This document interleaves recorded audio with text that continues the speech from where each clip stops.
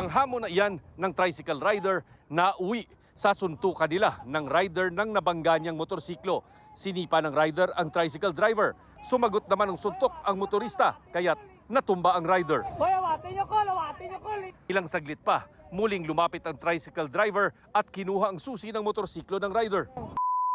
Susi ko na! Ibinalik niya ito kalaunan at nang may tumawag ng traffic enforcer, sumakay na ang asawa at anak ng rider at kumaripas ng takbo. Ayon sa ilang nakasaksi, aksidenteng nabangga ng tricycle driver ang likod ng motorsiklo. Kakausapin sana ng tricycle driver ang rider pero bigla umanong hinampas ng rider ang driver. Dito na uminit din ang ulo ng driver. Nangyari ang panibagong away kalsada sa Coronadal City, South Cotabato.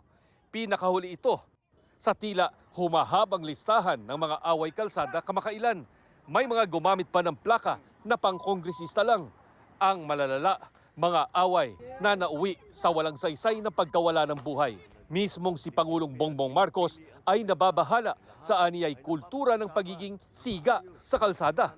Ang tatapang na natin lahat, siga lahat. Ano na ba ang kultura na ito na pagiging siga sa daan? Saan ba natin nakuha ito? Ano na bang nangyayari sa atin at parang natural lang ang mga ganitong konfrontasyon at karahasan? Paalala pa ng Pangulo, sumunod sa batas trapiko at maging disiplinado sa lansangan. Huwag maging kamote. Masyado nang madami yan. Ang lisensya sa pagmamaneho ay isang pribilehyo at hindi ito karapatan. At kung may gulo sa kalsada, umawat aniya muna bago mag-video.